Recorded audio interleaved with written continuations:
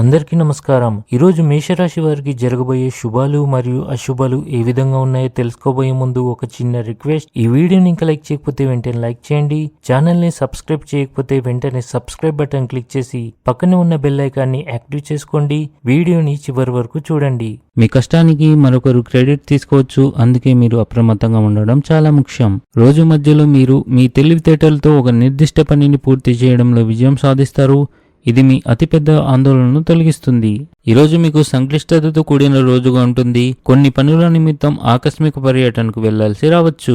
ఉద్యోగంలో ఉన్నవారు తమ సహోద్యోగుల నమ్మకాన్ని పొందేందుకు కష్టపడాల్సి రావచ్చు. క్రీడలపై ఆసక్తి చూపడం మీ తెలివి మరియు సామర్థ్యాలను పెంపొందించేందుకు సహాయపడుతుంది. ఇది మీ వ్యక్తిత్వాన్ని బలపరుస్తుంది. స్త్రీలు ఎక్కువ సమయం మతపర కార్యక్రమాల్లో గడుపుతారు.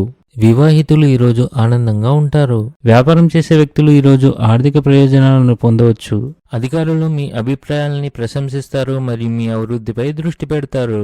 జ్యోతిష్యం మరియు ఆధ్యాత్మిక శాస్త్రాల పట్ల మొగ్గు పెరుగుతుంది.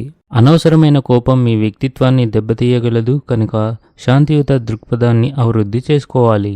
మీరు శ్రేయోభిలాషుల పూర్తి మద్దతు మరియు అదృష్టం పొందుతారు. ఆఫీసులో గ్రూప్ ప్రాజెక్ట్స్లో భాగస్వామ్యంగా పనిచేస్తే సహకారం పెరుగుతుంది. మహిళలు తమ ఇంటి మరియు వ్యక్తిగత జీవితంలో మంచి సమన్వయాన్ని కొనసాగించగలుగుతారు.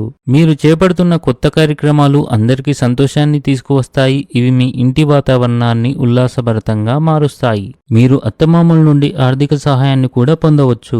వ్యాపారంలో కూడా క్షీణత ఉంటుంది, అయితే కుటుంబంలో కొన్ని అసహ్యకరమైన సంఘటనలు కూడా జరగవచ్చు. దాని కారణంగా కుటుంబ వాతావరణం క్షీణిస్తుంది. మీరు మీ జీవిత భాగస్వామితో కలిసి మంచి ఆహారాన్ని ఆనందిస్తారు.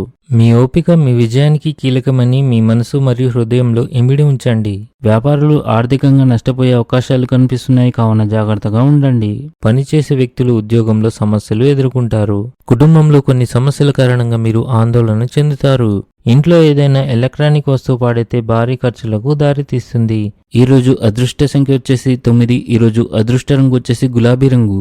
ఈ విధంగా ప్రతిరోజు మీ రాశి ఫలాలను తెలుసుకోవాలంటే ఈ వీడియోని లైక్ చేసి మీ మిత్రులందరికీ షేర్ చేయండి. ఛానల్ని తప్పకుండా సబ్స్క్రైబ్ చేయండి.